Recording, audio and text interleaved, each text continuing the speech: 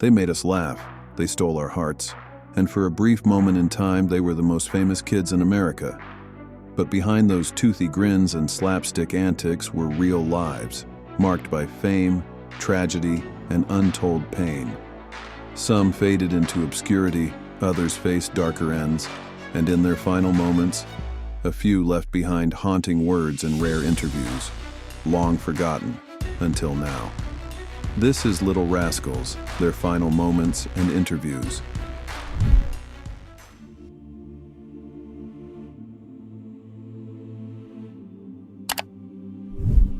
January 21st, 1959. Carl Switzer walked into a Mission Hills home around 10 p.m., and he wasn't there for a friendly visit. He was there for $50. Alfalfa had lent his hunting dog to Moses Bud Stilts a few weeks earlier. The dog got away, and Alfalfa spent $50 to get it back. Now he wanted his money.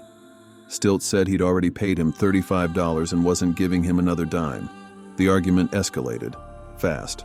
According to Stilts, Alfalfa grabbed a clock and smashed it over his head. Then he pulled out a knife. Stilts' stepson ran to grab a gun from the bedroom.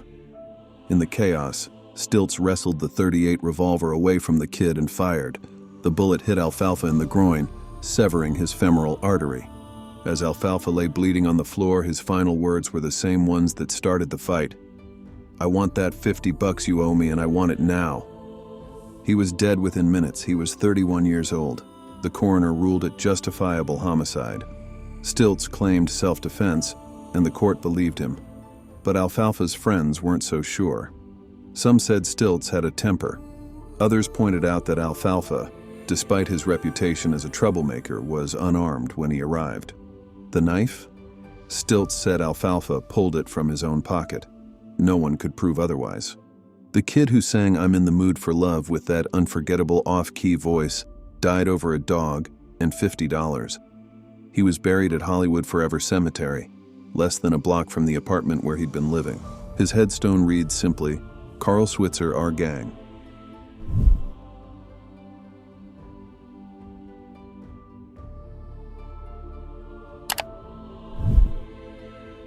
May 29th, 1989. George McFarland sat across from Pat Sajak on late-night television, talking about the old days. He was 61 years old, gray-haired, heavier than his Our Gang years, but still recognizable, still Spanky. He talked about the gang, about Alfalfa, about how strange it was to be famous as a kid, and then spend the rest of your life being reminded of it. He seemed at peace with it. He'd tried acting as an adult, but the roles dried up, so he sold soda, he sold wine. He worked in sales for decades, and he was fine with that. "I was probably 5 or 6 years old before I realized that all kids weren't in movies," he joked. The audience laughed. Sajak smiled. It was a good interview. 4 years later, in 1993, Spanky made his final television appearance. Not on a talk show, but on Cheers. The episode was called "Woody Gets an Election," and Spanky played himself in the cold open. It was a small role, a cameo, but it was fitting. One last time the public got to see him. June 30th, 1993. Spanky was at his home in Fort Worth, Texas, when he suffered a massive heart attack. He was 64 years old. His wife found him collapsed. Paramedics tried to revive him, but he was gone. There were no dramatic final words, no confrontation, no mystery. Just a heart that gave out after 6 decades of beating. He'd lived longer than most of the gang. He'd had a family, a career outside Hollywood, a life beyond our gang. But when the obituaries ran, the headlines all said the same thing. Spanky from the Little Rascals dies. He was buried at Forest Lawn Memorial Park in Hollywood Hills. His grave is simple, quiet, tucked away from the tourist crowds, just the way he probably would have wanted it. Well, no, you know how it is. There are rumors every now and then that Spanky's no longer with us. You look perfectly healthy. Well, I was in doubt this morning, but everything turned out all right. Yeah.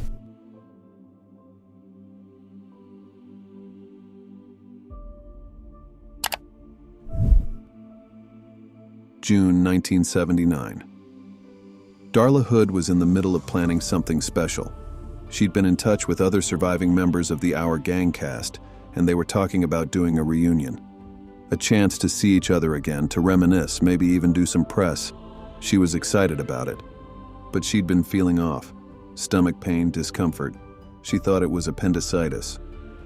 On June 13th, 1979, she checked herself into Canoga Park Hospital for what should have been a routine appendectomy. Simple surgery, in and out. During the procedure, something went wrong. Her heart stopped. Doctors tried to revive her, but she never regained consciousness. She died on the operating table. She was 47 years old. An autopsy revealed the real problem. Darla had contracted hepatitis C, likely from a blood transfusion years earlier. She didn't know she had it. No one did. The virus had been silently damaging her liver, and the stress of surgery was too much for her weakened system. Her heart gave out. In an interview just months before her death, Darla had talked about a previous surgery she'd had. "I had the surgery, and now it's been about 3 months. I feel great, and I'm just really grateful, and I'm happy I had it done." She sounded optimistic, healthy. She had no idea what was coming. The Our Gang reunion never happened. Instead, her former castmates attended her funeral. Billy Buckwheat Thomas was there. So was Jackie Cooper. They buried her at Hollywood Forever Cemetery, not far from where Alfalfa had been laid to rest 20 years earlier. Darla's death was a shock. She'd been working steadily, doing voiceover work, commercials, occasional TV appearances. She was one of the few Our Gang kids who'd managed to stay in the business without falling apart. And then, in a matter of hours, she was gone.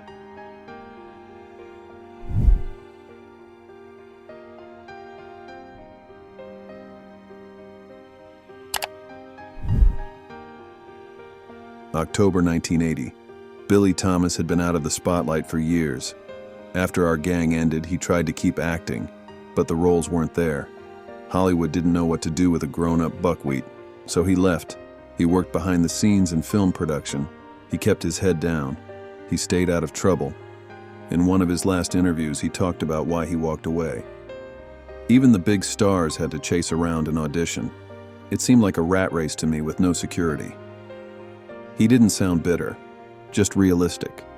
He'd seen how the industry chewed people up, and he decided he didn't want any part of it. A week before his death, someone took a photo of him. He looked older, tired, but he was smiling. Just a casual snapshot, nothing special. No one knew it would be the last picture of him.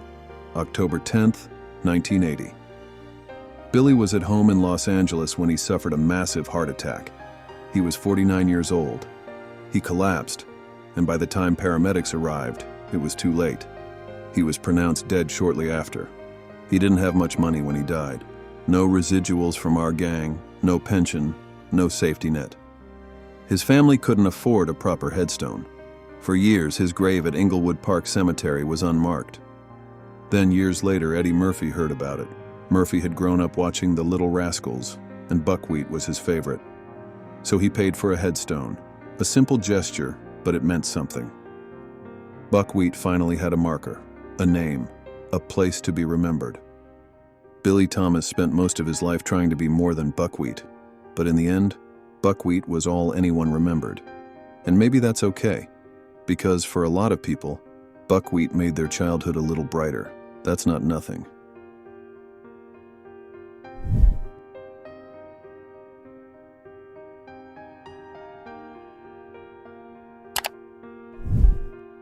May 8th, 1968. Scotty Beckett checked into a Los Angeles nursing home. He'd been beaten badly, though he never said by who. 2 days later, he was dead. He was 38 years old. The official cause of death? Unknown. The coroner found pills and a note, but couldn't determine if it was an overdose, complications from the beating, or something else. Some reports said barbiturates, others said alcohol poisoning. No one really knows. What we do know is that Scotty's life had been a mess for years. Arrests for drunk driving, assault, passing bad checks. He'd been in and out of jail. His acting career had dried up. His marriage fell apart.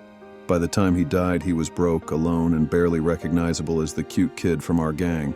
Scotty's death remains one of the most mysterious in Little Rascals' history. Was it suicide? An accident? Foul play? We'll probably never know. He was buried at Forest Lawn Memorial Park in Glendale. and his story became a cautionary tale about child stardom gone wrong.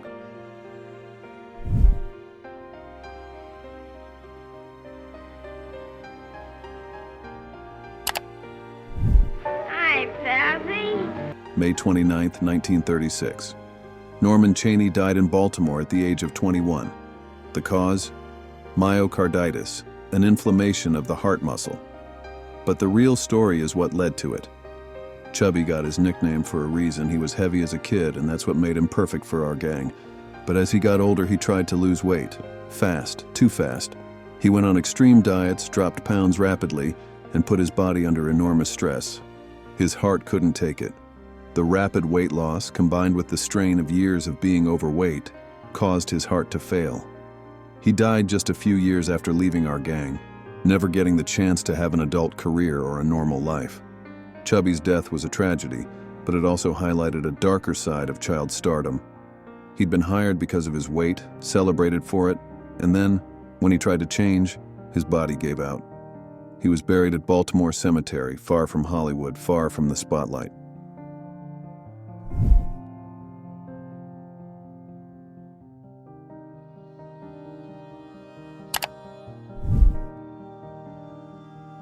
January 8, 1981. Matthew Beard died in Los Angeles at the age of 56. The official cause was a stroke, but those who knew him said it was years of drug abuse that really killed him. Stymie had been one of the most beloved characters in our gang, the kid with the bowler hat, the big eyes, the perfect deadpan delivery. But after the series ended, Matthew struggled. He fell into heroin addiction. He was arrested multiple times. He spent years trying to get clean, and sometimes he succeeded. But the damage was done. By the time he died, he'd managed to get some work again. Small TV roles, bit parts. He was trying to rebuild his life, but his body had been through too much. The stroke took him quickly, and he was gone. Matthew's story is one of the saddest in our gang history. He had talent, charisma, and a fan base that loved him. But Hollywood didn't care. Once he aged out of being cute, he was disposable. And like so many child stars, he turned to drugs to cope. He was buried at Evergreen Cemetery in Los Angeles.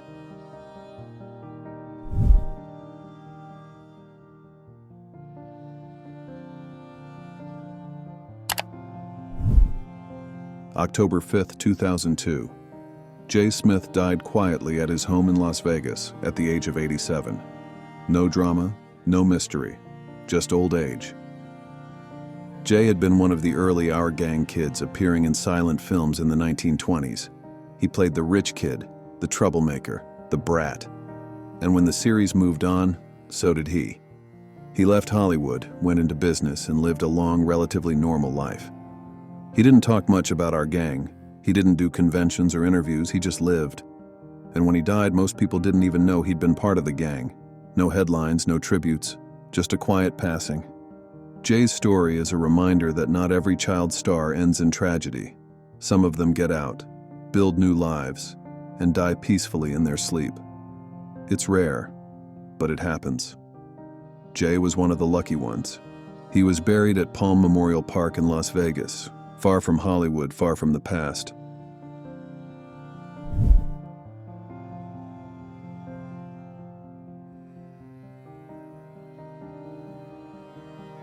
They were more than just characters in black and white reels. They were real children, caught in the whirlwind of early Hollywood. Their lives remind us how fleeting fame can be, and how heavy the cost of childhood stardom often is. Which final moment or quote stuck with you the most? Let us know in the comments. And if you want more Lost Hollywood stories, don't forget to like, subscribe, and tap the bell. We remember them not just as rascals, but as voices from a vanished era. Thank you for watching.